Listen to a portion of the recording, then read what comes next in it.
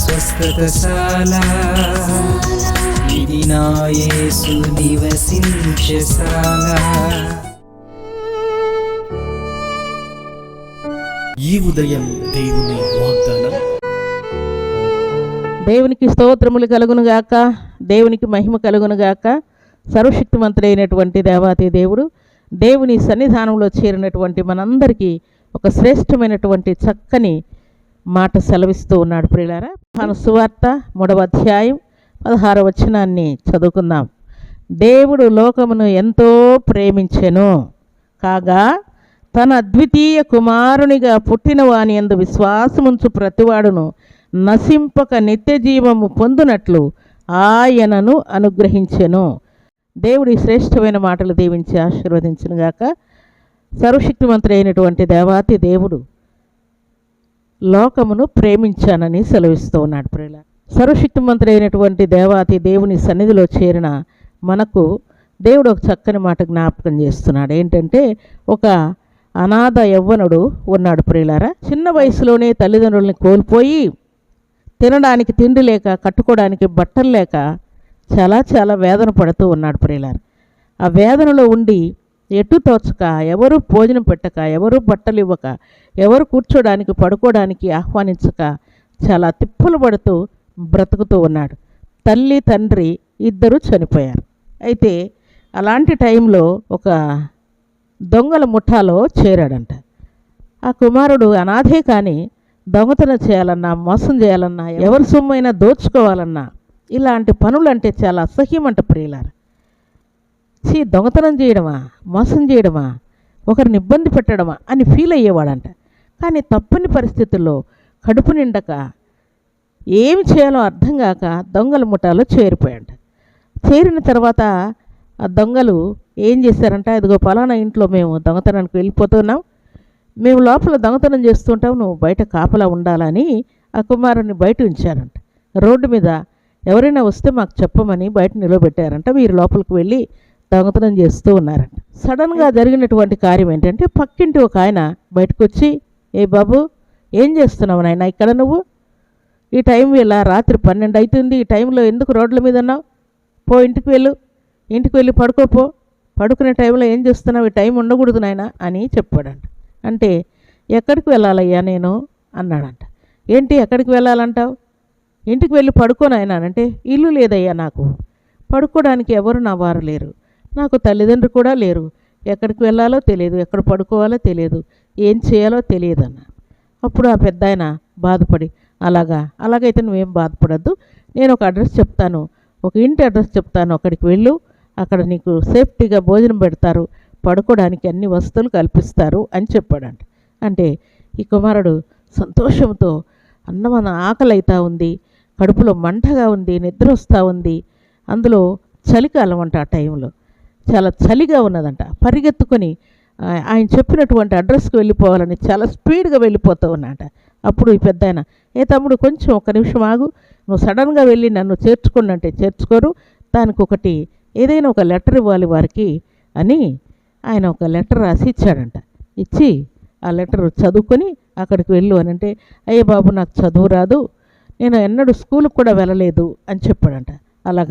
అలాగైతే నేను చెప్పిన మాట చెప్పు, ఈ చీటిలో యోహాను సువార్త 3వ అధ్యాయం 16వ వచనం అని వ్రాయబడి ఉన్నది, నువ్వు బయలుదేరి ఈ మాట పలుకు. యోహాను సువార్త 3వ అధ్యాయం 16వ వచనం అని ఈ మాటను పలుక్కుంటూ వెళ్ళు, అక్కడికి వెళ్ళి ఈ మాటే పలుకు, అంతే చాలు, నువ్వు చదవడం రాదన్నావు కదా అన్నాడంట. అంటే ఈయన ఇదే పలుకుతూ ఉన్నట, యోహాను 3:16 అని పలుక్కుంటూ ఈ కుమారుడు వెళ్ళాడంట.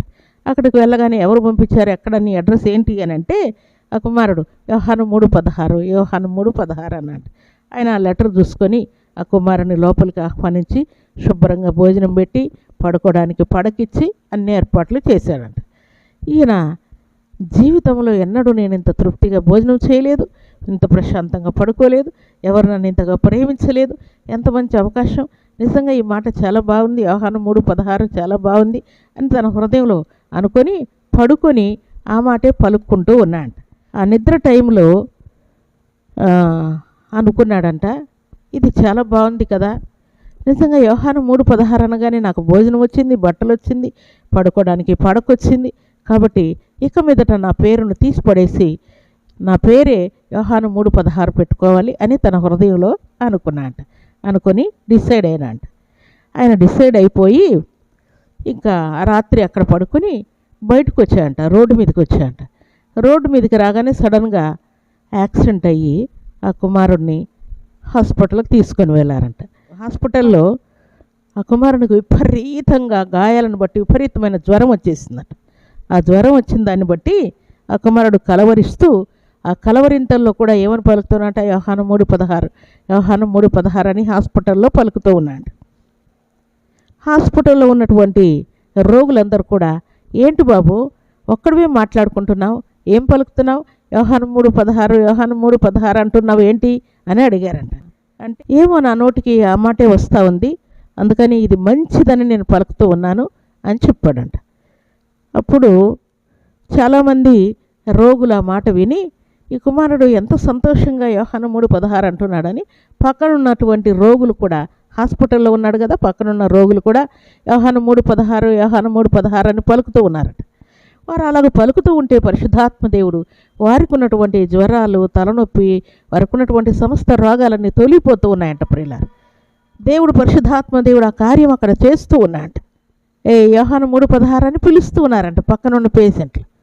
ఏంటి నా పేరు యోహాను 3:16 అని నీకట్లా తెలుసు అని అంటే పేషెంట్లు అంటూ ఉన్నారంట, నాకేం తెలియదు బాబు, నువ్వు యోహాను 3:16 అంటున్నావు కదా, అందుకని నీ పేరు నాకు తెలియదు కాబట్టి నేను యోహాను 3:16 అని పిలుస్తూ ఉన్నాను అని అన్నాడంట.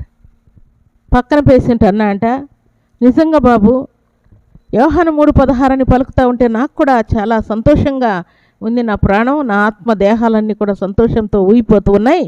అలాగే యోహాను 3:16 అనగానే నాకు చాలా ఆశీర్వాదం కలుగుతూ ఉన్నది అని పక్కన పేషెంట్లు అంటూ ఉన్నారంట. ఆ కుమారుడు అంటూ ఉన్నాడంట, దొంగల ముఠాలో ఉన్నటువంటి నేను అందరూ దొంగతనానికి వెళ్తూ ఉంటే దేవుడు యోహాను 3:16 అని పలికించిన వెంటనే నాకు ఇంత ఆశీర్వాదం కలిగింది, ఇంత సంతోషం కలిగింది, ఇంత సమాధానం కలిగింది అని దేవుణ్ణి స్తుతిస్తూ ఉన్నాడంట. దేవునికి స్తోత్రములు కలుగునుగాక.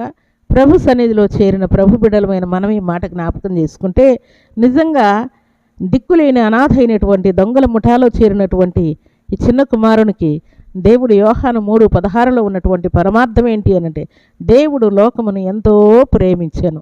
దేవుడు నిన్ను ప్రేమిస్తున్నాడన్న మాట పదే పదే ఆ కుమారుడు పలుకుట వలన ఆ కుమారునికి ఎంత ఆశీర్వాదము, ఆ కుమారుని పక్కన ఉన్నటువంటి పేషెంట్లకు కూడా అంత ఆశీర్వాదకరంగా మార్చినటువంటి దేవదేవునికి ఆ కుమారుడు పదే పదే కృతజ్ఞతాస్తుతులు చెల్లించినట్లుగా మనం కూడా సర్వశక్తిమంతుడైనటువంటి దేవాతి దేవుడు లోకాన్ని ప్రేమిస్తున్నాడన్న సత్యాన్ని, అనగా నిన్ను నన్ను ప్రేమిస్తున్నాడన్న సత్యాన్ని జ్ఞాపకం చేసుకుంటే మనందరికీ ఆశీర్వాదకరం ప్రియులారా, అది దీవెనకరం ప్రియులారా. అందుకే అనేకులు దేవుడు నన్ను ప్రేమిస్తున్నాడని గుర్తిస్తే అనేకులు రక్షణ పొందినట్లుగా ఆ అనాథ కుమారుడు వలన ఘనకార్యం చేసినటువంటి దేవుడు మన ద్వారా కూడా ఈ ఘనకార్యం చేయాలని దేవుడు ఆశపడుతున్నాడు. దేవుడు లోకమును ఎంతో ప్రేమించినమాట ఎంత సత్యమో, ఎంత నిత్యమో, ఎంత శాశ్వతమో మనం గ్రహించాలని పరిశుద్ధాత్మ దేవుడు కోరుకుంటున్నాడు. ఈ మాట ఆ కుమారుడు పలుకుతూ ఉంటే ఎంత ఆశీర్వాదకరంగా ఉన్నదో మన జీవితాల్లో కూడా యోహాను 3:16 అనే మాట పలుకుట వలన ఆ కుమారుని కలిగినటువంటి ఆశీర్వాదాన్ని దేవుడు మనకు కూడా మన జీవితాల్లో కూడా కలుగ చేయాలని దేవుడు ఆశపడుతున్నాడు. దేవుడు నిన్ను ప్రేమిస్తున్నాడు అన్న సంగతిని ఒకసారి జ్ఞాపకం చేసుకుంటే సకల పరిస్థితులన్నీ సద్దుమణిగిపోతాయి ప్రియులారా. అన్ని పరిస్థితుల్లో దీవెన, ఆశీర్వాదం, శుభం, క్షేమం కలుగబోతా ఉన్నాయి. అలాంటి కృపా భాగ్యం సర్వాధికారి మనందరికీ అనుగ్రహించును గాక. ఆమేన్. ప్రార్థన చేసుకుందాం. భూమి ఆకాశములను కలుగు చేసిన మా తండ్రి, మీకు స్తోత్రాలు. ఈ శుభదినాన తండ్రి, యోహాను 3:16లో ఉన్నటువంటి శ్రేష్టమైన వాక్కు ద్వారా అనాథ కుమారుడైనటువంటి తండ్రి ఆ యవనుణ్ణి మీరు రక్షించుకొని మీ సొత్తుగా సాక్షిగా నిలబెట్టుకున్నారు. అనేకుల ఆత్మల రక్షణార్థమే ఆ కుమారుని మీరు వాడుకున్నారు. మీకు స్తోత్రాలు. పరిశుద్ధాత్మ కార్యం జరిగించారయ్యా, మీ స్తోత్రాలు.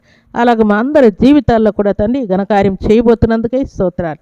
మమ్మల్నందరినీ మీరు ప్రేమించినందుకై, లోకాన్ని ప్రేమించినందుకై స్తోత్రాలు. ప్రాణం పెట్టినందుకై స్తుతిస్తూ ఉన్నాను తండ్రి, మీ స్తోత్రాలు. నిజంగా మా అందరి జీవితాల్లో కూడా ఈ మాట దీవెనకరంగా, ఆశీర్వాదకరంగా ఉంచుతూ ఈ ఉదయకాల దీవెనల ఆశీర్వాదం ప్రతి బిడ్డకు అనుగ్రహిస్తూ మీరే మహిమ ఘనత ప్రభావాలు పొందమని దీవించమని, ఈ దినం బర్త్డేలు మ్యారేజ్లు జరుపుకున్న బిడ్డలందరికీ దీవెన దయచేయమని యేసుక్రీస్తు అతి పరిశుద్ధమైన నామమున స్తుతించి ప్రార్థించి అడిగి వేడుకుంటున్నాము తండ్రి. ఆమేన్.